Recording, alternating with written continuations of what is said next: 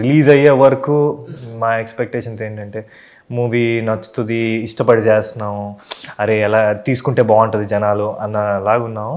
But release అయిన తర్వాత the way they reacted connected to the movie is like next level. True. అంటే అంతకుముందు మనం 1-2 సార్లు బయట కలిసిన మీ సినిమా గురించి నిజంగా ఈ సినిమా ఎంత హిట్ అవుతుందని ఎవరు ఎక్స్పెక్ట్ చేయలే. బట్ ఎక్సలెంట్ అసలు.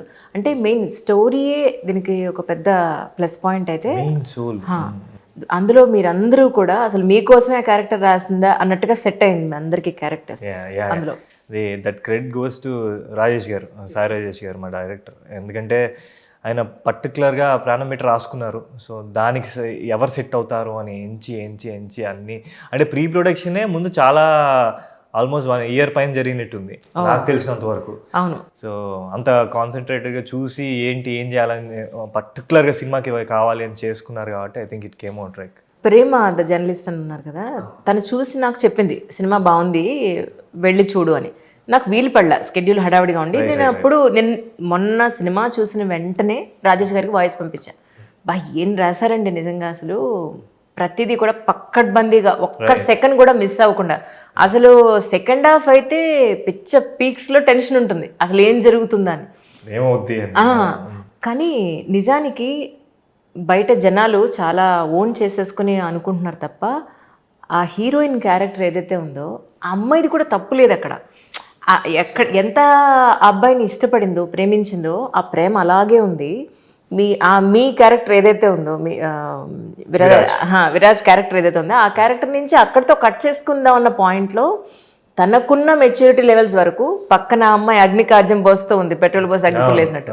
సో ఒక రాంగ్ ట్రాక్ అది తెలియకుండానే. ఆ ఏజ్ లో నిజానికి ఎంతమంది ఆ ఏజ్ లో రాంగ్ ట్రాక్ పట్టరు? అంటే మనందరం మిస్టేక్ చేస్తాం లైఫ్ లో. అలాగే వైష్ణవి అన్న క్యారెక్టర్ కూడా అట్రాక్ట్ అయింది. ఎందుకంటే ఒక బస్తీ నుంచి వచ్చిన అమ్మాయి, ఆ అమ్మాయికి కార్లు అంటే ఇష్టం, అన్నీ ఇష్టం, మనీ అంటే అట్రాక్ట్ అయింది. అట్ ద సేమ్ టైం ఈ అబ్బాయికి ఉన్న ఫేమ్కి అట్రాక్ట్ అయింది. సో వీడు చూపించే ప్రేమకి అట్రాక్ట్ అయింది. సో రియాలిటీకి వచ్చి అరే నాకు ఆల్రెడీ బాయ్ ఫ్రెండ్ ఉన్నాడు, నేను వాడే నాకు ఇంపార్టెంట్ అని రియలైజ్ అవ్వడానికి ఆల్రెడీ డ్యామేజ్ అయిపోయింది. సో అంతే తప్ప ఆ అమ్మాయి చెడ్డది అని పర్టికులర్గా చెప్పడం మిస్టేక్ అయితే చేసింది. సో కరెక్ట్ చేసుకుందా లేదా అన్నది it's all about like the girl's story. Baby is all about Vaishnavi అన్న అమ్మాయి కథ. So I think it's very well written, చాలా స్ట్రాంగ్ క్యారెక్టర్. చెప్పాలంటే అదే ప్రేమ గారు అప్పుడు కూడా ఫస్ట్ మేము ఫస్ట్ వరీ అవుతూ ఉన్నాం లిటిల్. నాకు కూడా పర్సనల్గా అరే ఈ సినిమాలో అమ్మాయి క్యారెక్టర్ ఎలా తీసుకుంటారు, ఏంటి పాజిటివ్గా తీసుకుంటారా లేదా అన్నది ఉండేది. బట్ చాలా మంది ఉమెన్ అండ్ ఇప్పుడు థియేటర్లో చూసుకుంటే ఆడియన్స్లో ఫస్ట్ 3 days ఓన్లీ అబ్బాయిలు వీళ్ళు స్టూడెంట్స్ ఇవి వస్తున్నారేమో అనుకున్నాం. బట్ తర్వాత ఫ్యామిలీస్ రావడం, ఉమెన్ ఈ మూవీని పాజిటివ్గా మాట్లాడడం, దట్ ఫెల్ట్స్ రియలీ హ్యాపీ. చాలా ప్రాక్టికల్ వేలో వెళ్ళింది స్టోరీ. అవును.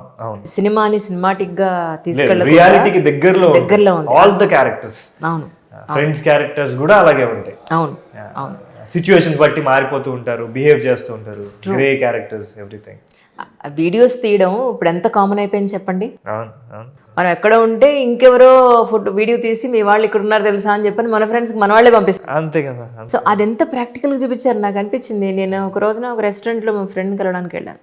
లక్కీగా లేడీ కాబట్టి సరిపోయింది, లేకపోతే ఇగో ఎవరో చూడు ఎవరితోనో కూర్చుందని చెప్పని నాకు తెలిసిన వాళ్ళకి పంపిస్తే వాళ్ళు నాకు ఫోన్ చేశారు, నువ్వు ఎక్కడ తెలియకుండా కూడా చేస్తారు ఇవన్నీ. ఎగ్జాక్ట్లీ. అవును. అసలు ఏంటి, మీరు ఎవరో పిల్లల్ని ఎత్తుకుని ఫోటో పెడితే అది మీ పిల్లలేని మీ ఫ్యామిలీ ఫోటో అని చూపిస్తున్నారు. అవును. వన్స్ ఫర్ ఆల్ మనం క్లియర్ చేద్దామండి. నేను యాక్చువల్లీ ఏంటంటే దట్స్ వాట్ నేను చెప్దాం అనుకుంటాను. నేను చాలా అదేంటి దానికి 4 million అంత వెళ్ళిపోయింది. సో నేను జనరల్గా ఇంట్లో ఉన్నప్పుడు ఖాళీ టైంలో ఉన్నప్పుడు మై నీసెస్, మా అక్క వాళ్ళ పిల్లలు, వాళ్ళతో ఆడుకుంటూ ఉంటాను. ఇన్స్టాగ్రామ్లో వాళ్ళు పోస్టులు పెడుతూ ఉంటాను అనమాట. అది తర్వాత ఫస్ట్ స్టార్టింగ్లో మేము సినిమాలు చేసేటప్పుడు తెలుసు కదా మీడియా వచ్చి ఫోటోలు ఇమ్మంటే ఇస్తాం. సో అప్పుడు ఏమైందంటే హీరోయిన్ నేను కొంచెం క్లోజ్గా ఉన్న పిక్చర్స్ ఏవో ఉన్నాయి. నా ఫ్యామిలీ అంటే నా వైఫ్ అని చెప్పారు. తర్వాత సాన్వితో ఒకటి యాడ్ షూట్ ఒకటి చేశాను, దాంట్లో పెళ్లి గెటప్లో ఉంటాం, దానికి పెట్టారు. నిన్న రాత్రి చూసానండి. దానికి ఎంత రీచ్, కింద మళ్ళీ అందరు హార్ట్ బ్రేక్స్, ఏంటి మాకు చెప్పలేదు పెళ్ళి అయిపోయిందని. నాకేం పెళ్ళి అవ్వలేదు. మోస్ట్ ఎలిజిబుల్ బ్యాచులర్ ఎవరున్నా చెప్పండి అప్పుడు మాట్లాడచ్చు సార్. కానీ దారుణం అది, చాలా మందికి ఇలా జరుగుతోంది. నేను అది అనుకున్నా, సరే ఇంక మనం ఏం చేస్తాం, ఒక వీడియో తీస్తే ఇంకో వీడియో పెడతారు. అవును. సో పెద్ద మనం చేసేది ఏం లేదు, ఇలాంటి ఇంటర్వ్యూస్లో మనం చెప్పడం తప్పితే, క్లారిటీ ఇవ్వడం తప్పితే ఇంకో ఆప్షన్ లేదనమాట. నిజం. ఎక్కడ ఎందుకు రేణుదేశాయ్ గారు మన ఉత్తేజ్ వాళ్ళ అమ్మాయితో ఒక పాట పాడిచ్చారు. రేణుదేశాయ్ గారు కూతురుని అందరూ అనుకుని రేణుదేశాయ్ కూతురు ఎంత బాగా పాడుతుందో అని పెట్టారు అందరూ. దానికి అందరూ సపోర్ట్ చేస్తూ కామెంట్, అరే బాబు ఉత్తేజ్ కూతురురా నాయన, ఆవిడేదో ప్రేమగా బాగా పాడుతుందని చెప్పి దగ్గర కూర్చోబెట్టి పాడిచ్చారని నేను కింద కమెంట్ పెట్టా.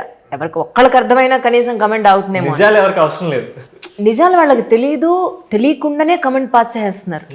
అది చాలా దారుణంగా ఉంది నిజంగాను. Yeah anyway, once for all మనం క్లారిఫై చేస్తే ఏంటంటే, మీ పెళ్ళి అవ్వలేదు, పిల్లలు వాళ్ళ కజిన్ పిల్లలు, this is for clear right. Apart from this, Martanda garu మీ మామయ్య గారు అవ్వడం, మేనమామ అవ్వడం అనేది మీకు ఫిల్మ్ ఇండస్ట్రీలోకి ఎంట్రీ ఒక గ్రీన్ కార్పెట్ రెడ్ కార్పెట్లో అయిందా అని అంటే? మామయ్య అంటే నేను ఈరోజు యాక్టర్గా ఉన్నాను అంటే దానికి కారణం బికాస్ మామయ్య, తాతయ్య, చిన్న మామయ్య వీళ్ళు ఈ ఫీల్డ్లో ఉండడమే. ఎందుకంటే చిన్నప్పుడు డాడీ వచ్చి శ్రీహరికోట సైంటిస్ట్.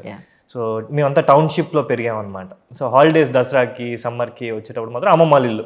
సో అమ్మమ్మలతో ఎక్కువ అటాచ్మెంట్ ఉండేది. సో అందరు కలిసి ఉండేవాళ్ళం. సో హాలిడేస్కి వచ్చినప్పుడు తాతయ్య నన్ను ఎడిటింగ్కి తీసుకెళ్లేవారు, మామయ్యతో పాటు షూట్స్కి వెళ్ళేవాడిని. సో సమ్వేర్ తెలియకుండా అక్కడ స్టార్ట్ అయింది. అంటే ఒక యాక్టర్ అంటే ఎలా ఉంటుంది, యాక్టింగ్ అంటే ఏంటి, సినిమా ఫీల్డ్ ఏంటి, ఇవన్నీ కొంచెం నాకు ముందు నుంచి ఒక నాలెడ్జ్ అనేది వచ్చింది, ఐడియా వచ్చింది. సో మేబీ నేను ఈరోజు యాక్టర్ అవ్వడానికి కారణం ఇవన్నీ అయి ఉండొచ్చు. అండ్ అలాగే ఎప్పుడైతే డిసైడ్ అయ్యానో ఆఫ్టర్ బీటెక్, ఎప్పుడైతే డిసైడ్ అయ్యి దీంట్లోకి రావాలి అనుకుంటే ఫస్ట్ నేను అడిగిన సలహా మామయ్య, పెద్ద మామయ్య, అంటే రావచ్చా లేదా అని. ఆయన అయితే ఫస్ట్ నో అన్నాడు. ఓకే, రావద్దు, వద్దు అంటే. ఆయన ఎక్స్పీరియన్స్ అయ్యి ఎంత స్ట్రగుల్ ఉంటుంది. But I felt it's one life and మనం కావాల్సింది చేయాలి ఇష్టపడి. సో అండ్ దెన్ ప్రతి కథ కానీ ఏది కానీ ఇద్దరు చిన్నమామ కానీ పెద్ద మామ ఇద్దరికి ఎప్పుడు ఒక సజెషన్ అయితే తీసుకుంటాను అనమాట. అంటే ఇలా అనుకుంటున్నాను, వాట్ యూ థింక్ అన్నది అయితే ఉంటుంది, ఎప్పుడు ఉంటుంది. So they are always supportive. అంటే మీతో కలుపుకుంటే 3 generations నుంచి ఫిల్మ్ ఇండస్ట్రీలో ఉన్నట్టే, తాతగారు, మావయ్య, మీరు. యా, అంటే యాక్చువల్లీ తాతయ్య వేసుబ్బరావు గారు రిలేటివ్స్. సో అలా అనుకుంటే వేసుబ్బరావు గారి దగ్గర నుంచే 4th generation. సో అలా అనమాట. But it's never in to acting and technical side ఉన్నారు. ఎడిటర్స్, ప్రొడ్యూసర్ అండ్ డైరెక్టర్ గా ఆయన ముత్తాత గారు.